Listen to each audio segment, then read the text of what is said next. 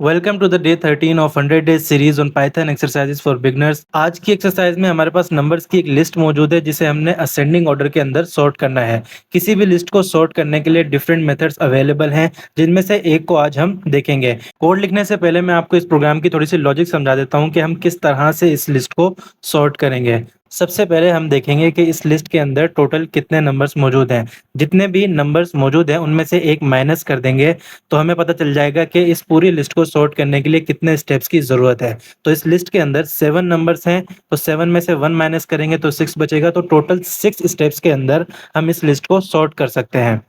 सारे स्टेप्स को मैंने यहाँ पर मेंशन कर दिया है। टोटल 6 स्टेप्स हैं तो उनकी हेडिंग मैंने यहाँ पर लिख दी है। हर स्टेप के अंदर हमने करना ये है कि लिस्ट के अंदर जो सबसे बड़ा एलिमेंट है उसे उठाकर लास्ट इंडेक्स पर ले जाना है। उसको लास्ट इंडेक्स पर लेके जाने के लिए हमें सब स्टेप्स परफॉर्म करने पड़ेंगे। वो सब स्टेप्स क्या हैं अब हम वो देखते हैं। तो सबसे पहले तो हमारी जो ओरिजिनल लिस्ट है उसे हम पिक कर लेंगे। तो यहाँ पर हमने हमारी ओरिजिनल लिस्ट लिख ली है। अब हम लिस्ट के फर्स्ट 2 एलिमेंट्स को देखेंगे और चेक करेंगे उनमें सबसे बड़ा एलिमेंट कौन-सा है। जो भी सबसे बड़ा एलिमेंट होगा उसे हम सेकंड पोज़ीशन पर रखेंगे। लेट्स से कि ये फर्स्ट पोज़ीशन है और ये सेकंड पोज़ीशन है। फर्स्ट पोज़ीशन पे हमारे पास 12 है, सेकंड पोज़ीशन पर 5 है। तो 12 जो है वो 5 से बड़ा है, तो उसे सेकंड पोज़ीशन पर हमें लिख देना है। तो हम क्या करेंगे, हम सेकंड पोजीशन पर 12 को लिख देंगे और फर्स्ट पोजीशन पर 5 को लिख देंगे। अब इसी तरह हम 12 और 7 को कंपेयर करेंगे तो इसमें 12 बड़ा है। 12 बड़ा है तो 12 को 7 की जगह लिख देंगे और 7 को 12 की जगह लिख देंगे। इसी तरह से हम 12 और 3 को चेक करेंगे तो दोनों में 12 बड़ा है। सेम प्रोसेस अप्लाई करेंगे तो देखें 12 बाद में आ गया है और 3 पहले चला गया है। 12 और 8 में देखेंगे तो 12 बड़ा है, तो सेम प्रोसेस हमने दोबारा रिपीट किया। 12 और 19 में अगर हम देखें तो 19 बड़ा है, जो कि पहले से ही सेकंड पोजीशन पर मौजूद है। तो हम इसको बिल्कुल भी चेंज नहीं करेंगे, सेम टू सेम हमने हमारी लिस्ट को दोबारा से लिख दिया है। अब हम देखेंगे 19 और 1 को। 19 और 1 में बड़ा है 19, तो हम क्या करेंगे 19 को एंड में ले जाएँगे और 1 को उससे पहले ले आएँगे। तो यहाँ पर हमारा जो स्टेप 1 है वो कंप्लीट हो गया है। तो स्टेप 1 में हमारा क्या हुआ, जो लिस्ट का सबसे बड़ा एलिमेंट था, ये जो हमारे पास लिस्ट है इसका सबसे बड़ा एलिमेंट है 19।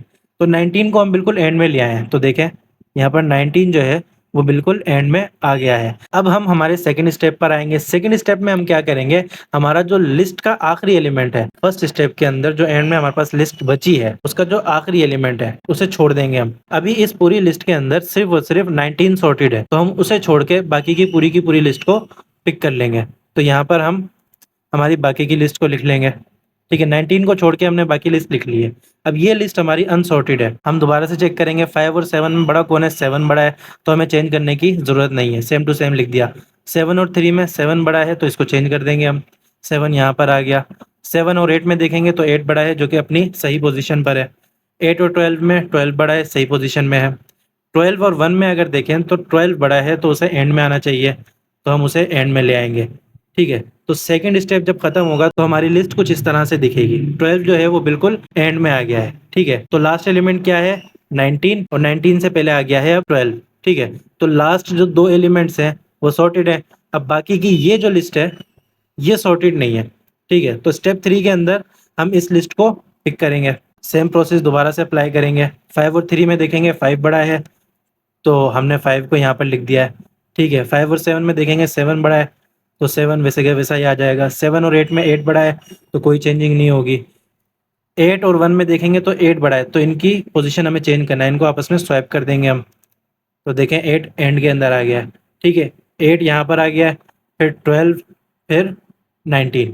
ठीक है, तो ये आखिरी के 3 एलिमेंट सॉर्ट हो चुके हैं। स्टेप नंबर 3 पे हम, ठीक है, आखिरी के 3 एलिमेंट सॉर्ट हैं, तो इनको छोड़ के बाकी की जो लिस्ट है उसको हम नेक्स्ट स्टेप में ले लेंगे। तो देखें यहाँ पर हमने हमारी अनसॉर्टेड जो लिस्ट थी उसको ले लिया है। अब यहाँ पर हम देखते हैं 3 और 5 में 5 बड़ा है जो कि पहले से ही सही पोजीशन पे है, तो कुछ भी करने की ज़रूरत नहीं है। 5 और 7 में 7 बड़ा है जो कि पहले से सही पोजीशन पे है, कुछ भी करने की ज़रूरत नहीं है। 7 और 1 में देखेंगे तो 7 बड़ा है।